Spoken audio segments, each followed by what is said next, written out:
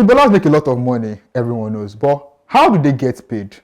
Are they paid like civil servants, or is there some unknown ritual behind it? Well, we have our analyst with us, our money man, Ayola. This is Money Talks, in case it's your first time. I am Anishilowo, Jimmy Anishilowo, and we are here, to bring you the nitty-gritty behind the spending. So, Ayola, welcome to Money Talks. Hi, Jimmy. What do you bring for us? Alafia. Please, let's just leave down. Goodwill is very important. Can I spend goodwill? Yes. Can I use goodwill to buy yam? Yes. Have you gone to the filling station and told them you had goodwill and they did not allow you buy? The last time I did that, they beat me out of there. That's a discussion for another day. So let's talk about footballers and their money-making antics. How do they get paid? So it's interesting that you started by saying, do they get paid like civil servants? Because in fact, that's exactly how footballers get paid. For real? Yes, you'll be interested to know that footballers get paid the same way that you and I get paid every month. We know most of the reporting that you see footballer salaries per week or per year, and those are just means to report how footballers get paid, so that it's easy to break down the value that they have.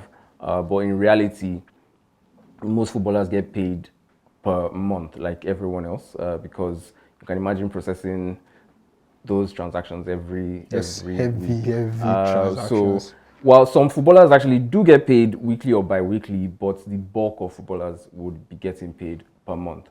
So and there's also of course the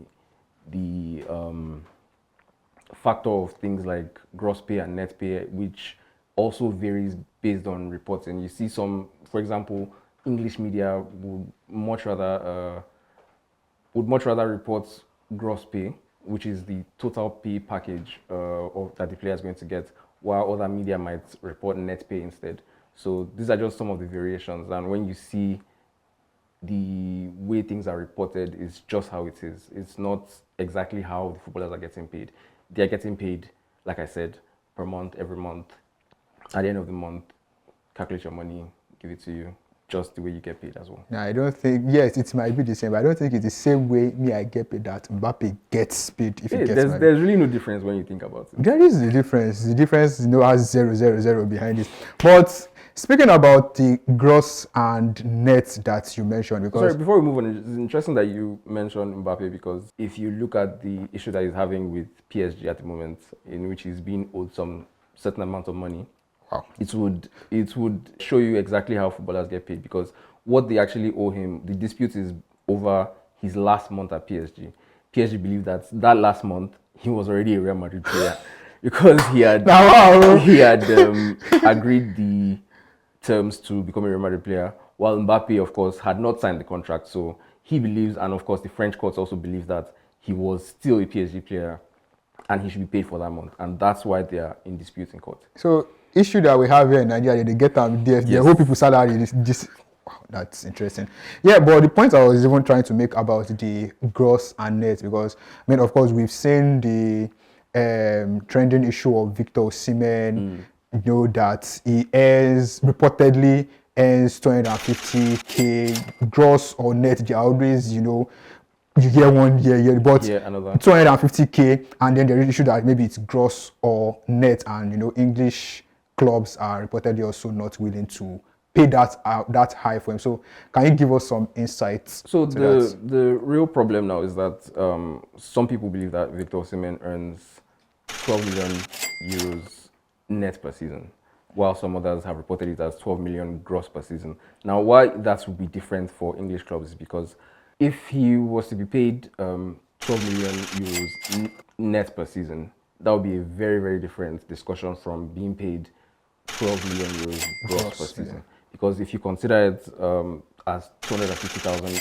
euros per week, in terms of gross, although that will still make him one of the highest earners for a club like Chelsea, for example, it's still a lot more manageable. But if you were to consider it as net, that means they would have to be paying 438,000 euros gross every week. And that doesn't just put him among the highest in Chelsea, it puts him among the highest in the Premier League entirely. Because according to reports, Mohamed Salah earns 400,000 euros gross per week, and he's the second highest in the Premier League. So that means Osimhen will be the second highest in the Premier League. If he goes to a club like Manchester United, he will be the highest earner at the club, earning more than Bruno Fernandes, earning more than Harry Maguire, Marcus Rashford. And why are you naming those people as if they are players? these are they are the highest earners. Unfortunately I don't pay the salaries, but that's what it is. So in that case, that would then see clubs being a bit more reluctant to pay that amount for Osimhen. But if it were to be 12 million gross per season, meaning the whole amount, then it would be a much more affordable fee that Osimhen will be commanding. But as it is, it doesn't look like the move would materialize because, I mean, there's no money in England. Says you. Thank you for clarifying that. Hope you people now get the difference between gross and net. Now, what about bonuses?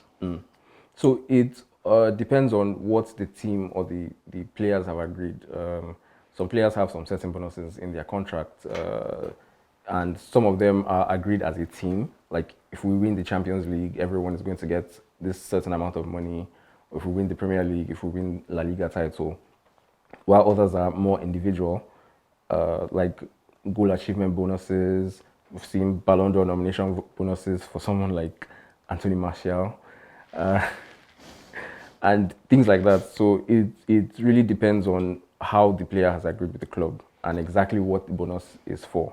There are also things like image rights that the club will have to pay to the player as well. And yeah, that's basically how footballers earn their mammoth salaries. All right.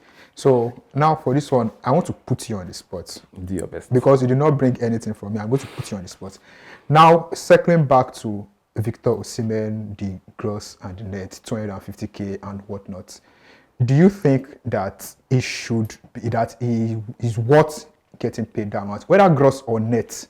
What are your thoughts on that? 250k gross would be underestimating Osimhen. Okay. To be honest. But not every club would see him as a player that you want to spend 438,000 euros per week.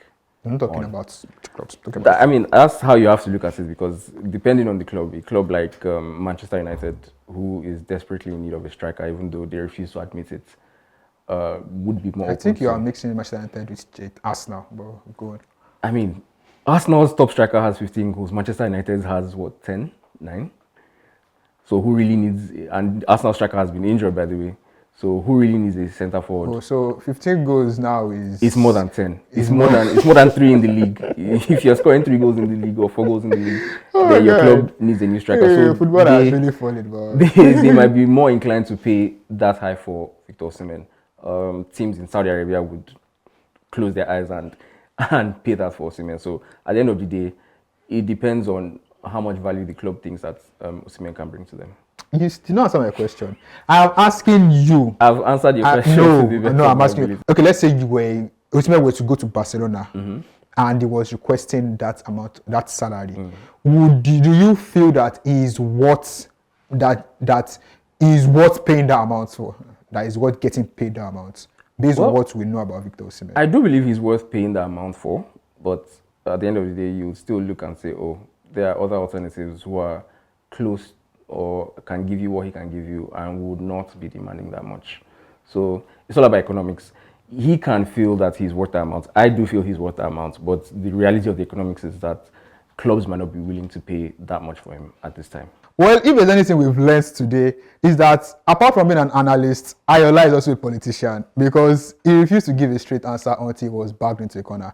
But at the end of the day, he has admitted, just like I also believe, that Osimhen is worth getting paid 250k per week, either gross or net. What about you guys? What do you think? Do you think that he is worth this, or do you think he's demanding for too much? Share your thoughts in the comments. I'm Anishilo, Jimmy Anishilo, and this is Money Talks, brought to you by Lifescore Bet.